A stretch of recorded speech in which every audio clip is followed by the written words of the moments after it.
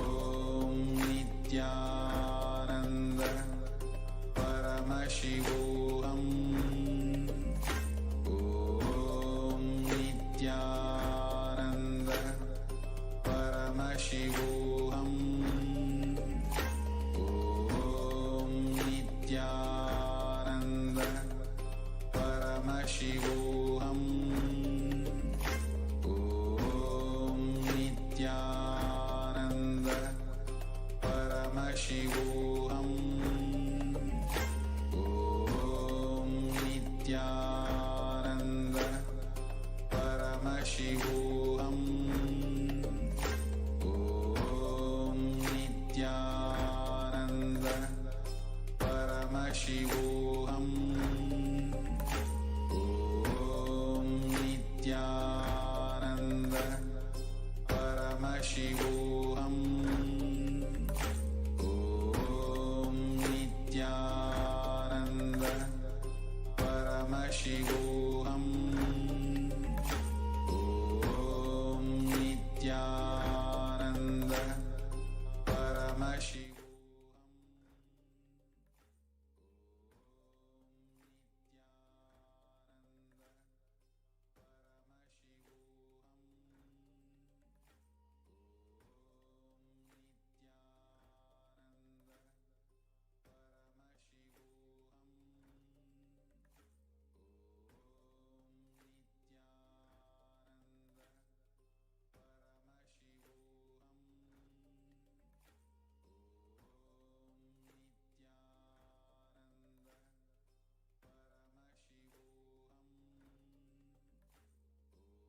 And whatever has happened in space and whatever has happened in time is there as a file.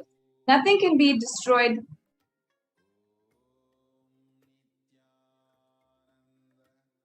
Nothing can be destroyed. And please understand that none of your actions, thoughts, plans, emotions, words, nothing can actually be destroyed. The Akashic records are the cosmic archives of everything that has happened, happening, and will happen. Akashic records are the verbal, visual, five-dimensional document. Whatever is happening is continuously getting recorded. All the information you collected from all your births is in your DNA, and you can access some of them just to understand and not to waste time doing the same thing again and again.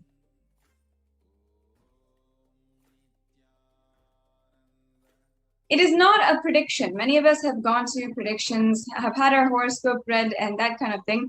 However, we have to understand that this Akashic reading is a sacred spiritual process, and it is a reading from the cosmic archives. There is no such thing as past, present, and future. Beyond space, creation and destruction happen simultaneously.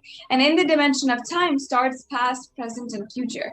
But in the Akashic, yet to happen are already clearly recorded.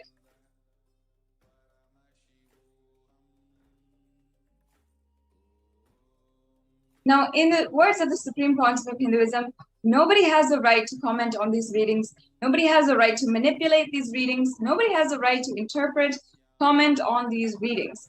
They are complete unto themselves. And for anybody who wants to live enlightenment, live in tune with the cosmos, Jivan Mukti does not need any spiritual practice other than listening to these great readings again and again. When you listen to these great readings, then naturally your negative logic is penetrated, broken, and those truths settle inside of your inner space and make you live enlightenment.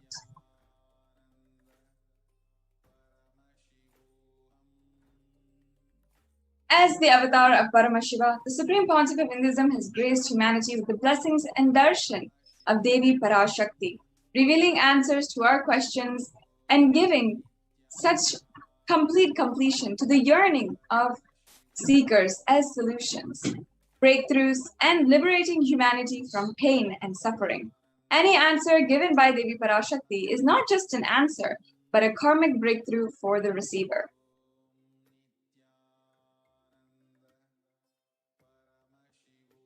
Yes, and now chant the Shastra Pramana, or the scriptural reference to manifest the powers of Akashic reading. Akasham vimalam pashyam kritva drishtim nirantaram shabdatma tat kshanad devi vairavam vapurapnuyat. Bhagavan Paramashiva says, looking at the spotless infinite etheric space, Akasha beyond the sky and clouds, one should fix one's gaze from the third eye without blinking continuously and make the body and inner space steady and motionless. In that very moment, O Devi, one attains the nature and powers of infinite space Bhairava. The next slide, please. The Apta Pramana for the powers of Akashic reading.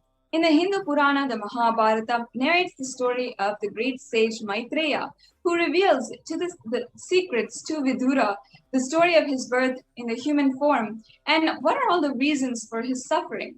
Sage Maitreya accessed the Akashic records and told Vidura that he was not an ordinary man, but was in fact an incarnation of Yamraj, the Lord of Death. And he was to play the part of a so-called Shudra for 100 years, being cursed by Manduka Muni. The next slide, please. Now, the Supreme Pontiff of Hinduism says that all the information you collected from all of your births is inside of your DNA. You can access some of these just to understand and not to waste time doing the same actions again and again. Accessing the DNA code, reading the Akashic records, will be useful for you to be liberated from your default future, bringing an end to the binding cognitions, known and unknown suffering, and leading you to experience enlightenment. Paramashivoham.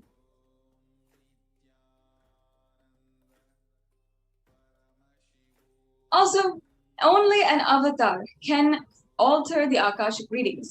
Many of you might have had Akashic readings read out loud by an initiated Balasant of Nithyananda Gurukul or initiated disciple of the Supreme Pontiff of Hinduism. However, only an avatar, Paramashiva himself, can alter, edit, upgrade, and change the Akashic records. During the Darshan and Dikshas, the Supreme Pontiff of Hinduism blesses and upgrades the Akashic records as per the prayer of the devotee.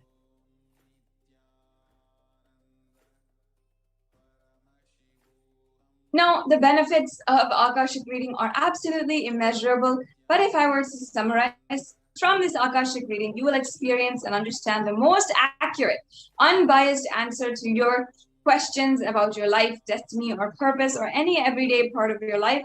You'll be spiritually healed and physically healed of emotional problems, and with just one look or word, you will receive the blessing to fulfill your right desires, and you'll get the clarity to redesign your future.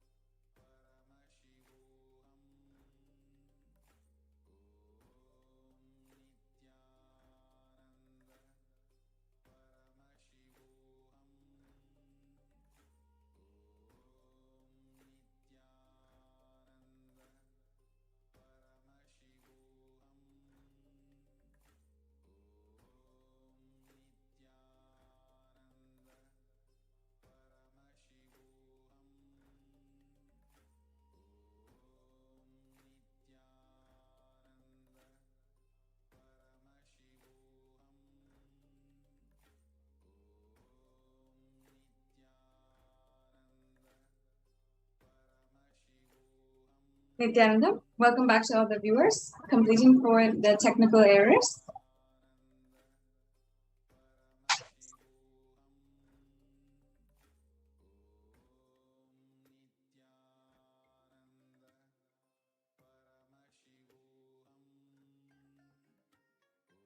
Nithyananda?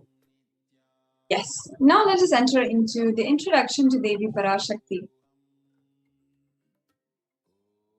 I'll now be chanting the Dhyana Shloka of Devi Parashakti from the Lalita Sahasranamam. Sindhuraruna Vigraham Trinayanam Manikyamoli Spurat Taranayaka Shekaram Mukhi Mapina Vakshoruham Panibhya Malipurna.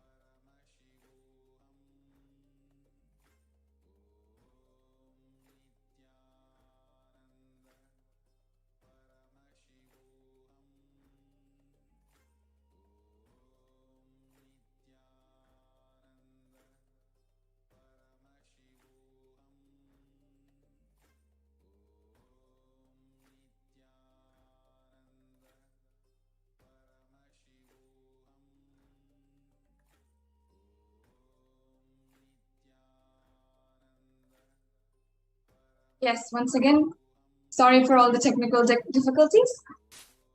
And now I'll be chanting the English translation. The Divine Mother is to be meditated upon as shining in vermilion, red body with triple eyes, sporting a crown of rubies, studded with the crescent moon, a face all smiles, a splendid bust, one hand holding the jewel cup brimming with mead, and the other twirling a red lotus. The next slide, please.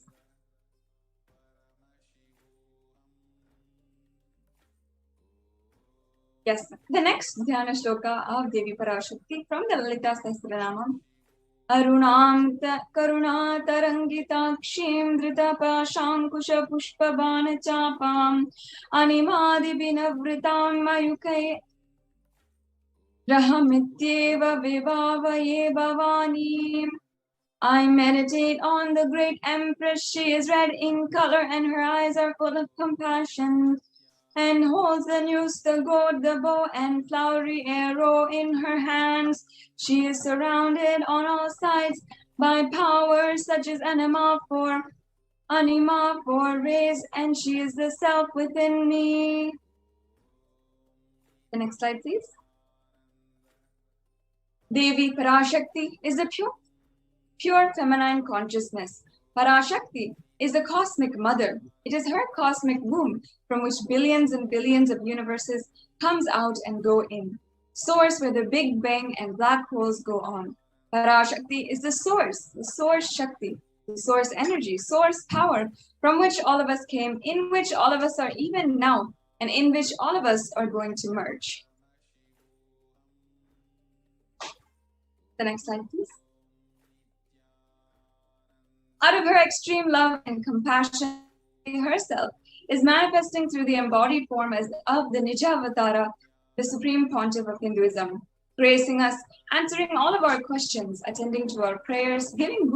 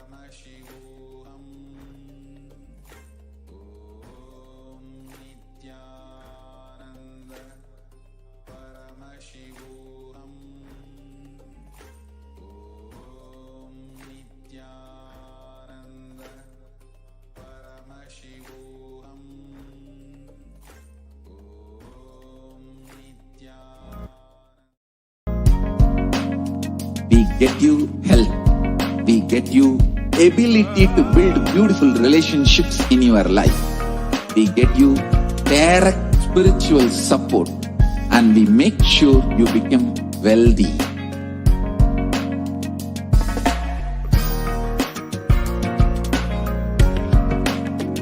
We won't stop giving you just good life. We will literally not stop till you live enlightened life. Manifesting the state of Paramashiva, space of Paramashiva, powers of Paramashiva, being of Paramashiva.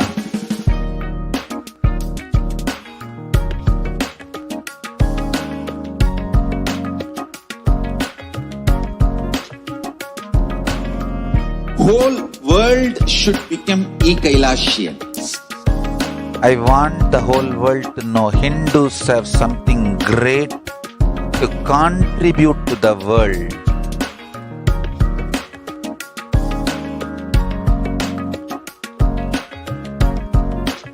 We have something great to contribute to the world. Let us do that.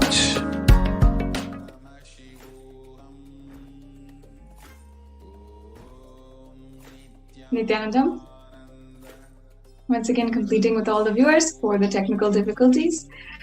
Yes, out of her extreme love and compassion, Parashakti herself is manifesting through the embodied form as the Nijavatara of the Supreme Pontiff of Hinduism.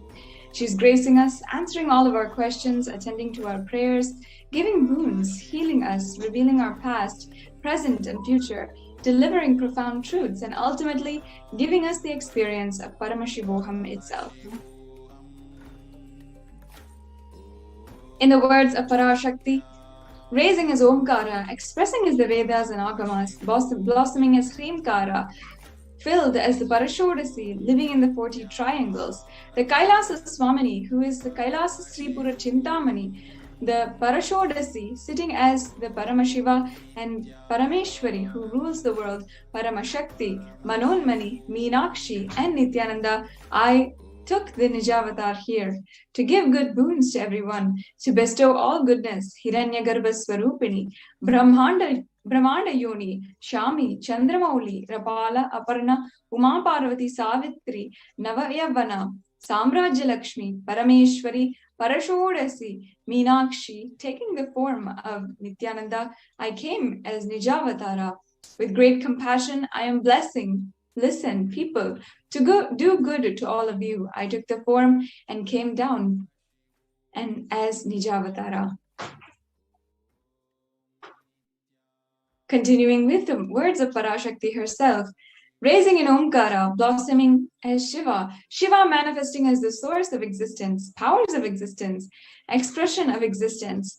From the oneness of Om, blossoming into two as Prakriti and Purusha, blossoming as three Shaktis, Icha, Kriya, Jnana Shakti, and growing as 4 Vedas, expanding as the 5 Panchabhutas beyond the 6 chakras, filled as the Gotras of 7 Rishis, expanding as 8 directions, existing as 9 Grahas, blossoming as 10 Indriyas, being as the 11 Rudras, creating all worlds, bringing to life, to tell and make truth blossom, and to do good, Parashodasi, Meenakshi, in every form, I came to bless every one of you. Now, let us understand now how to receive Devi Parashakti. Understand that literally in that moment, you are seeing Paramashiva and Parashakti together. She is there in your screen. So always receive her very traditionally. In the Hindu tradition, there is a beautiful offering of the Dakshina, which you can offer for the divine beings and receive them in your home or your inner space. So it's just a offering of 2 betel leaves, 1 banana, 1 betel nut, and a coin. Now, it is not in order to monetize that the Supreme Pontiff of Hinduism is guiding to offer a coin. It can be literally any form of currency. It can be just a cent or a penny that you have. And over time, you'll see how it just adds up to $1. But the amount of money is honestly not the point here. The next slide, please.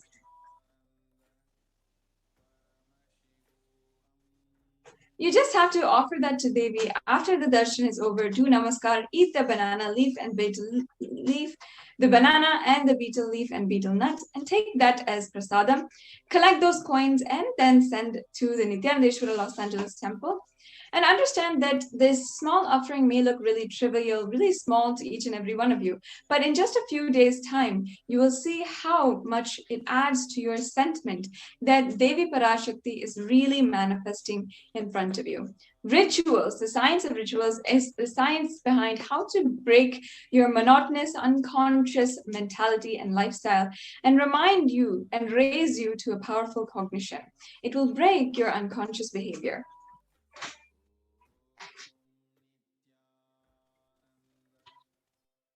Now here is pictures of the tambulam, how to set up the tambulam. You can see that the offering is made in a plate with all of the offerings, and included here are a set of bangles and a vastram, which is also something that you can offer if you'd like.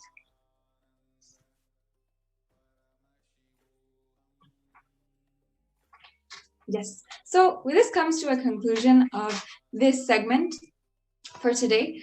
Now we'll understand how you can share this,